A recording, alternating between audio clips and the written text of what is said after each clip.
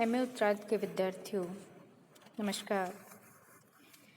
हम एमए उत्तरार्ध के अंतर्गत भाषा विज्ञान का अध्ययन कर रहे थे और इसके विस्तृत सिलेबस के अंतर्गत हम देवनागरी लिपि, भारतीय लिपि के इतिहास और देवनागरी लिपि पर अध्ययन कर रहे थे। आज आपको देवनागरी लिपि, उसकी विशेषताएं और उसकी सीमाओं के बारे में बताया जाएगा। इससे पहले भी आपको देवनागरी लिपि का परिचय करवाया जा चुका है। देवनागरी लिपि का कैसे विकास हुआ, इसका नाम कैसे पड़ा, इस पर भी मतभेद हैं और आपको इन सब के बारे में इससे पिछली व्याख्यान में बताया गया था। ब्राह्मी लिपि की उत्पत्ति, देवनागरी का नामकरण और उसका विकास किस ढंग से हुआ। आज हम इसकी विशेषताओं पर विचार करेंगे। विद्यार्थियों, प्रत्येक लिपि की कुछ न कुछ विशेषताएं होती हैं, कुछ उसकी सीमाएं और कमियां भी होती हैं। तो उसी संदर्भ में हम देवनागरी के गुणों पर या उसकी विशेषताओं पर विचार करेंगे। सबसे पहला है वर्णमाला का वर्गीकरण। विद्यार्थियों, जो हमारी देवनागरी की वर्णमाला है वो सर्वाधिक वैज्ञानिक मानी गई है। विश्व के किसी कोने में भी प्रयुक्त वर्णमाला उतनी वैज्ञानिक रूप से विभाजित या वर्गीकृत नहीं है जितनी कि देवनागरी। आदि भारतीय लिपियों में उससे संबंध अनेक लिपियां हैं, उनकी भी नहीं। उर्दू और रोमन में भी कई कमियां हैं।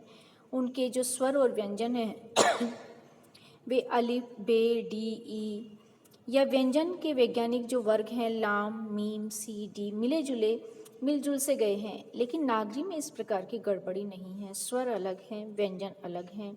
स्वरों में भी ह्रस्व और दीर्घ के युग्म हैं। ए, आ, ई, ऊ साथ साथ हैं। और संवेद रूप से प्रारंभ में भी जो मूल स्वर हैं ए, आ, ई, ऊ ये मूल स्वर हैं। उसके बाद संयुक्त स्वर हैं ए, ऐ, औ। संस्कृत के ये चारों संयुक्त स्वर हैं। उसी के आधार पर इन्हें अलग अंत में रखा गया है। संस्कृत में ये संयुक्त हैं और देवनागरी में इनको मूल व्यंजन ही माना गया। व्यंजनों में विशेषतः स्पर्श और अनुनासिक का विभाजन तो और भी वैज्ञानिक है। कवर्ग, चवर्ग, टवर्ग, तवर्ग, पवर्ग ये सब वर्ग आधारित स्थान हैं, उच्चारण स्थान आदि के आधार पर। और हर वर्ग के व्यंजन में घोषत्व के आधार पर भी दो भेद किए गए हैं। प्रथम दो वर्ण हैं वो अघोष हैं, तो अंतिम तीन वर्ण घोष हैं। इसके साथ ही इनके वैज्ञानिक वर्गीकरण या विभाजन में प्राणत्व का भी ध्यान रखा गया है, अर्थात घोषत्व और प्राणत्व के आधार पर भी इनका विभाजन किया गया है। पहले, तीसरे और पांचवें व्यंजन हैं वो अल्प प्राण हैं, तो दूसरे और चौथे महाप्राण हैं। अनुनासिक व्यंजन वर्णों के अंत में है और अंत में अंतस्थ व्यंजन हैं। तो इस प्रकार इसकी वर्णमाला जो है वो वैज्ञानिक है। दूसरी इसकी विशेषता है लिपि चिन्हों के नाम ध्वनि के अनुरूप हैं। नागरी की ये बहुत बड़ी विशेषता है। जो लिपि चिन्ह जिस ध्वनि का द्योतक है, जिस ध्वनि का प्रतीक है, उसका नाम भी वही है। जैसे आ, ओ, क, ब, ध आदि। रोमन में ऐसा न होने से भाषा सीखने वाले व्यक्ति को बड़ी कठिनाई होती है और उसे याद करना पड़ता है कि कौन सा चिन्ह किस ध्वनि के लिए आएगा। इस दृष्टि से रोमन के लिपि चिन्ह तीन प्रकार के हैं। लिपि चिन्ह का नाम या उसकी प्रथम ध्वनि का काम, जैसे A, B, C, D, E, F, G, K, A, P, Q, T, V, Z आदि। लिपि चिन्ह प्राय दूसरी ध्वनि का काम करता है, जैसे F, I, M, L, N, R, U, x.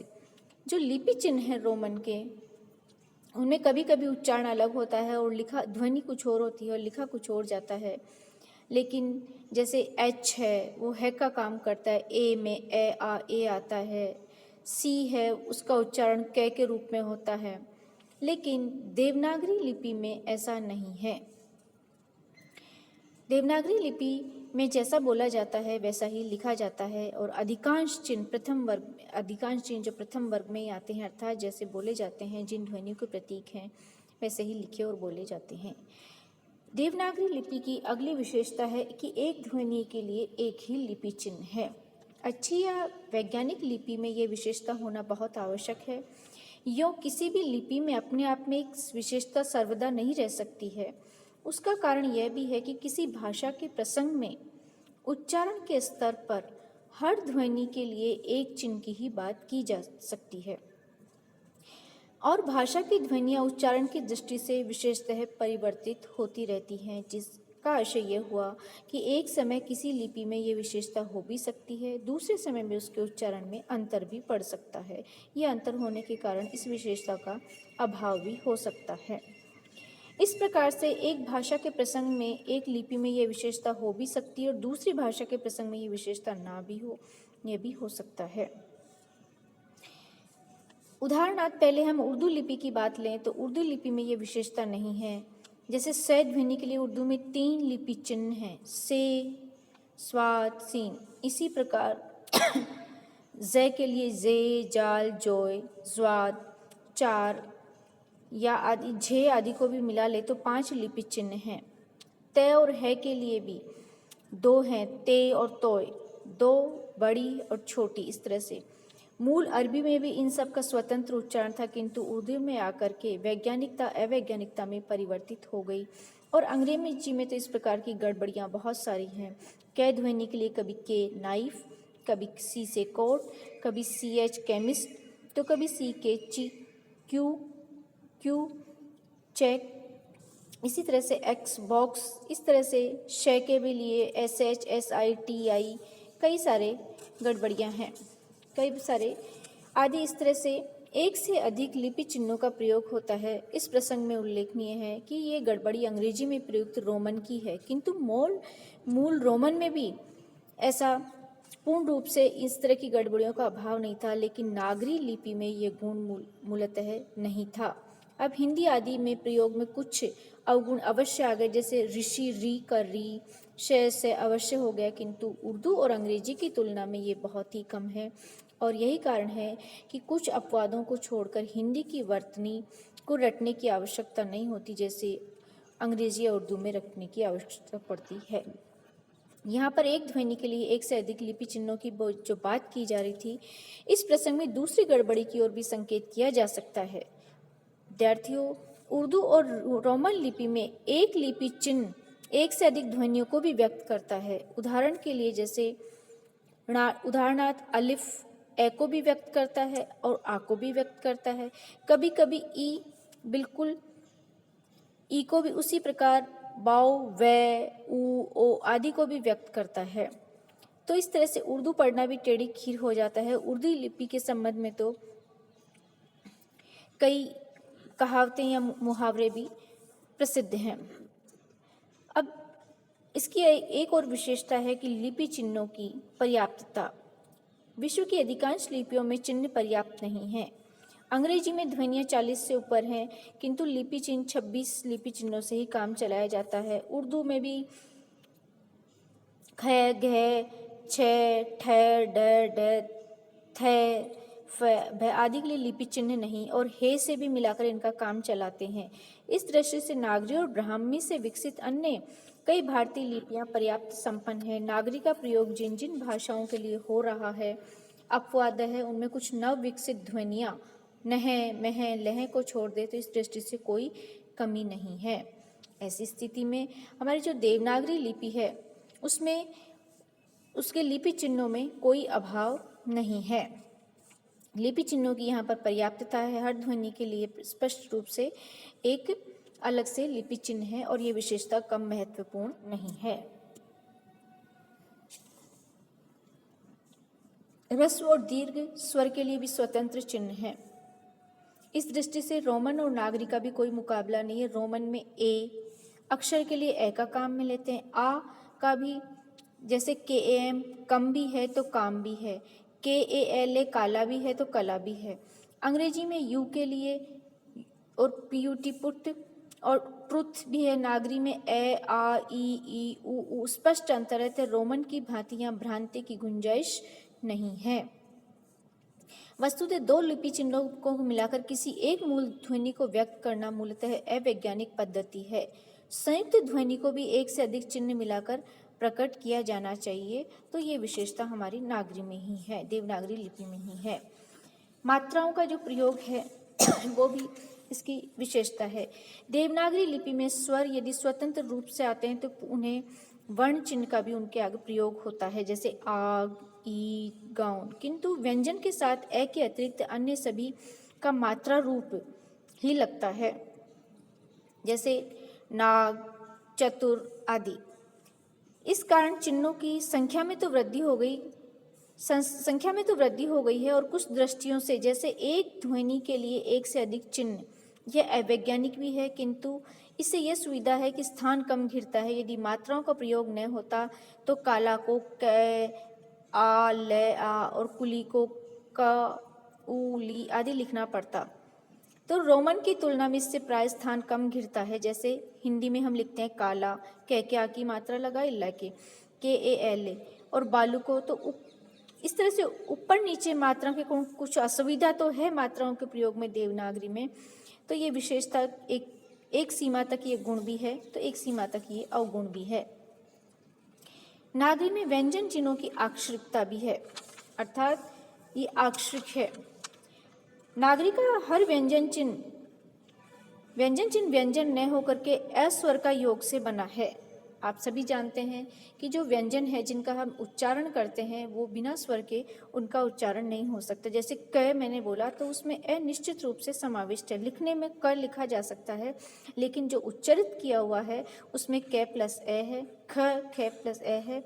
तो लिपि का ऐसा होना आक्षरिकता है, अर्थात व्यंजन चिन्ह वस्तुतः अक्षर हैं और अक्षर का यहाँ पर अर्थ है स्वर और व्यंजन का संयुक्त रूप। नागरी लिपि की ये विशेषता एक दृष्टि से तो अवगुण है, किंतु स्थान कम घेरने की दृष्टि से ये गुण भी है। उदाहरण के लिए हम कमल लेते हैं, निर्मल लेते हैं, केवल आदि ऐसे शब्द हैं। यदि हम उनको पृथक करके रखा जाए तो क प्लस ए प्लस मैं प्लस ए, इस तरह से स्थान बहुत अधिक स्थान घेरता और लिखने में भी अधिक समय लगता। ये हमारी देवनागरी लिपि सुपाठ्य भी है, लिखते हैं पढ़ने के लिए, अतः सुपाठ्यता किसी भी लिपि के लिए अनिवार्य गुण होती है। इस दृष्टि से देवनागरी लिपि बहुत अधिक वैज्ञानिक लिपि है।